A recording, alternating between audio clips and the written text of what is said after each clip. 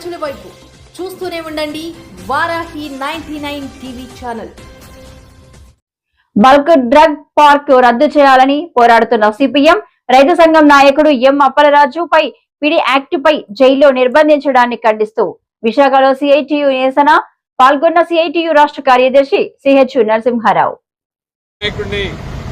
నక్కపల్లిలో preventive detention చట్టం కింద అక్రమంగా పోలీసు అరెస్ట్ చేశారు. ఆయనకు 6 మాసాల దాకా బెయిల్ రాకుండా ఉండేటువంటి చట్టం ఇది. అతి దుర్మార్గమైనటువంటి చట్టం, నిర్బంధ చట్టాన్ని ఓ ప్రభుత్వం ప్రయోగించిందంటే ఆ ప్రభుత్వం పతనానికి అది నాంది అవుతుంది. ఇందిరాగాంధీ ఎమర్జెన్సీని విధించి 30 ఏళ్లు కేంద్రంలో పరిపాలించిన ప్రభుత్వం శంకరగిరి మాన్యాలు పట్టింది మనకు తెలుసు. అలాగే చంద్రబాబు నాయుడు గారిని 50 రోజులు జైల్లో పెట్టినటువంటి ప్రభుత్వం ఎక్కడికి వెళ్ళిందో మనకు తెలుసు. కానీ ఇవన్నీ మర్చిపోయి ఈరోజు చంద్రబాబు ఉద్యమాలు చేసే నాయకుల మీద, సిఐటి నాయకుల మీద, రైతు నాయకుల మీద అక్రమ కేసులు విధించడం అనేది దుర్మార్గం. ఇది నిర్బంధ కాండ ద్వారా ఉద్యమాలను అణిచేదానికి ప్రయత్నం చేయడం తప్పించుకోవడం కాదు. నేను 50 ఏళ్ల నుంచి ప్రజా ఉద్యమాల్లో ఉన్నాను. 500 పైగా నా మీద అక్రమ కేసులు పెట్టారు. అన్ని తప్పుడు కేసులే, ఒక్క కేసు రుజువు కాల. కానీ యజమానులకి ఊడిగం చేసేదానికి మాత్రం ఈ కేసులు పెడతారు. అందుకోసమే ఈరోజు యాజమాన్యం బల్క్ డ్రగ్ పార్క్ అనే పేరుతో 3000 ఎకరాల్లో అక్కడ బల్క్ డ్రగ్స్ పెట్టడాన్ని అక్కడ ప్రజలు వ్యతిరేకిస్తున్నారు. మత్స్యకారులు వ్యతిరేకిస్తా ఉన్నారు. రాజయ్యపేట మత్స్యకారులు హోమ్ మినిస్టర్ స్వయంగా ఆ గ్రామానికి రాబోతే చెట్లు కొట్టేసి ఆమె లోపలికి రానివ్వాల.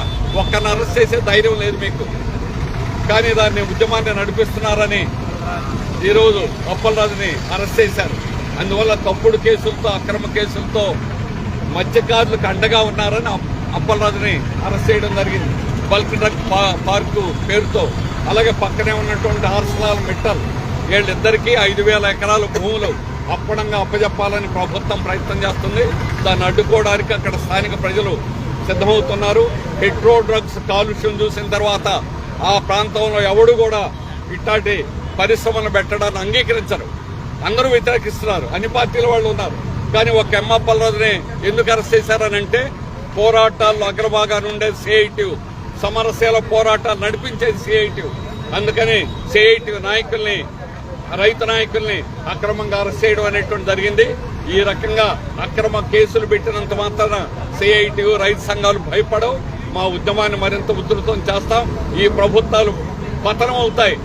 ఈ రకంగా ఉద్యమాలను అణిచేదానికి చేస్తే దాని పర్యవసానాలు తప్పనిసరిగా, దాని ఫలితాలు అనేటువంటిది ఈ ప్రభుత్వాలు అనుభవించక తప్పదు.